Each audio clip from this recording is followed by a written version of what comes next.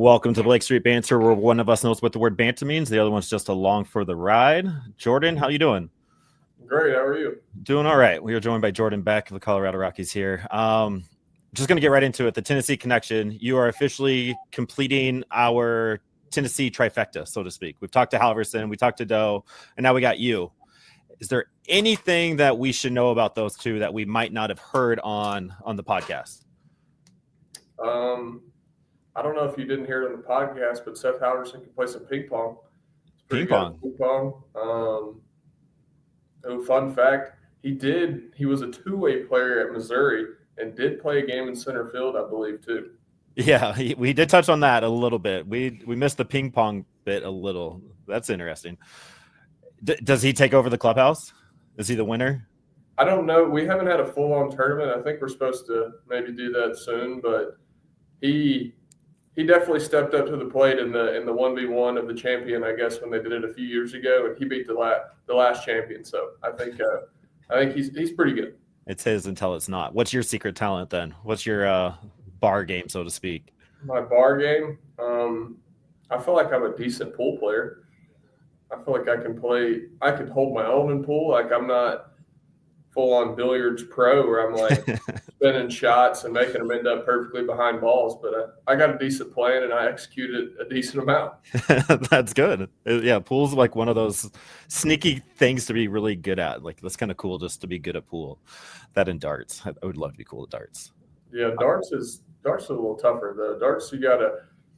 We go watch videos and the guys hitting 320s in a row. Like I can get around the 20s, but it's never spot on. They hit the same spot every time. It's insane. Like, and they all have that rhythm, and the crowd's electric. It's awesome.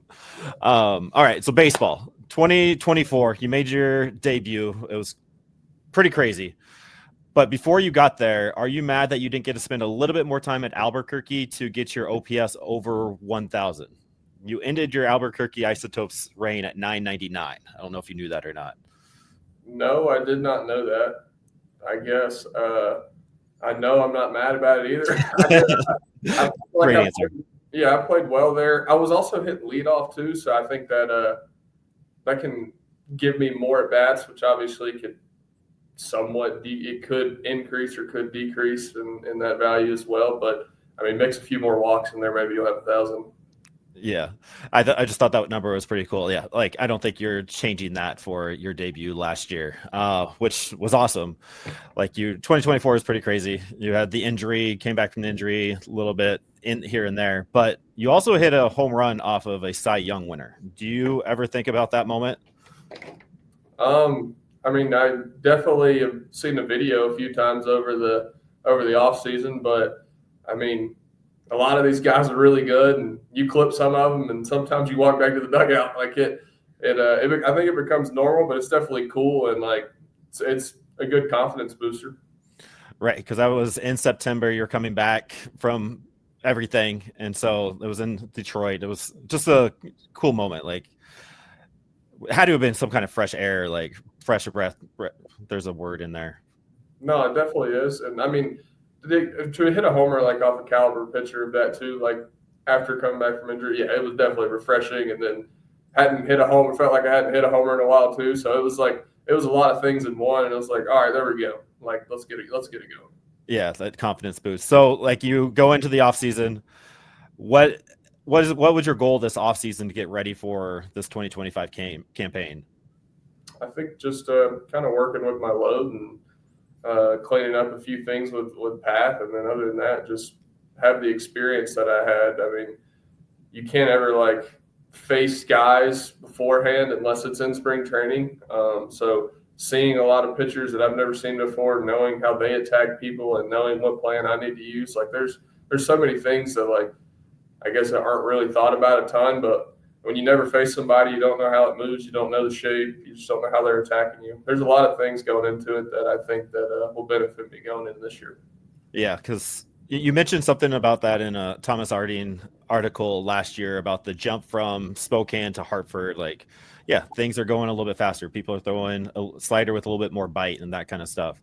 Some of those growing pains, so to speak. But you were able to, like the strikeout numbers in Hartford were a little bit higher, and then you were able to curve those back down once you got to Albuquerque and the major. Was that like is that kind of what you were just talking about? That learning curve, like, all right, this stuff's a little bit nastier. I'm just gonna be a little bit more prepared for it, or like how did you make those numbers go down a little bit?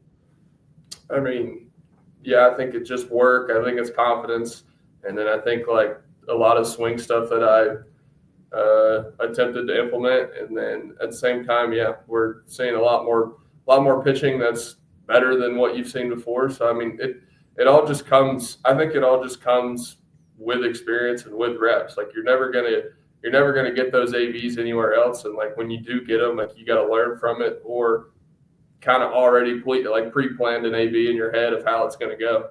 So I don't think I did anything spectacular. I know what I can do as a player, and strikeouts also will happen. I mean, it's a tough game, and I mean, I know fans and stuff like to look at the stat sheet, but I mean, what did Ohtani won an MVP last year? I think he punched 160 times. Like it's still, you're going to punch. Like it is what it is. Yeah, it's the toughest game out there. I 100% agree with that.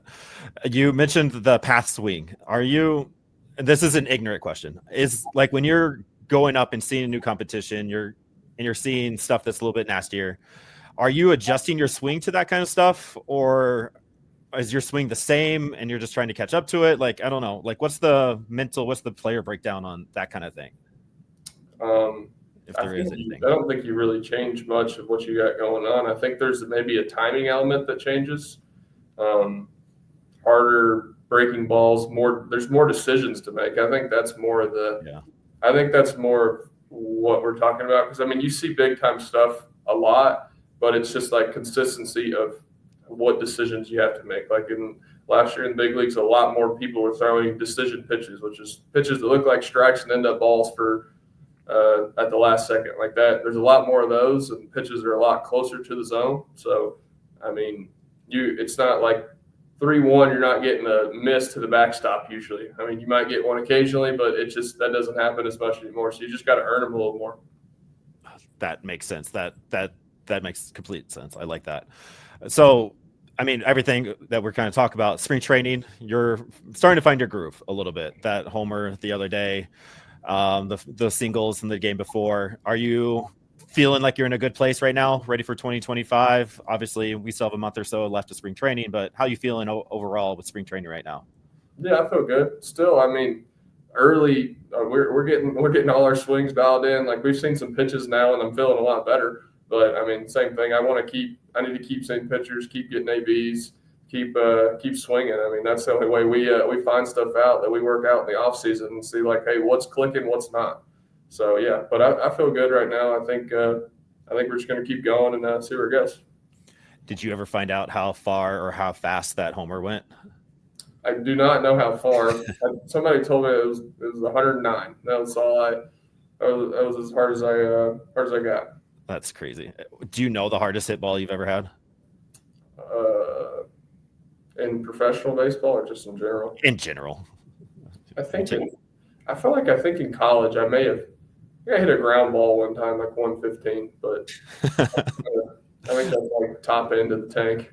Yeah, that's pretty hard. And then your defensibility.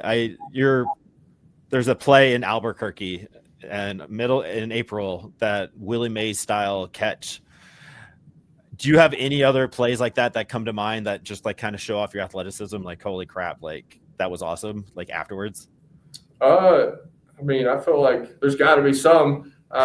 Sometimes center field, like you can run around a little bit more, so you can kind of show off more athleticism than you can in corners. Like sometimes in the corner, like Coors is an outlier in that just because you got to cover so much ground. But some of the other ballparks are a little smaller. Like unless you're robbing homers, like it's kind of hard. It's harder to show athletic ability, but yeah, you get a little more range in center, and you can do some cool things. But yeah, I'm sure there's videos out there. We'll have to go find those for you. All right, last question. We like to end our conversations with this question this year. You're at a gas station. You're going on a road trip. You have to grab some snacks before you hit the road. Say 3-hour road trip somewhere. What are you grabbing? What are you grabbing off the shelves? I don't know if it's so much that it's on the shelf, but I usually get a big water, Then I go over there, grab a big water, and then occasionally I like to go grab some boiled peanuts. Okay. Then like a real candy or something. To be honest, like I don't think you can beat like just to get the little jar of Pringles is probably what I would end up doing. Any certain flavor or just whatever's there? I'd prefer barbecue, but I like them all, to be honest. Yeah, Pringles hit a little bit different than your normal chips. All right, Jordan, I appreciate you hanging out. Thank you for doing this on such short notice. Keep doing your thing, and we'll be watching. Thank you. Appreciate it. Thank you. See ya.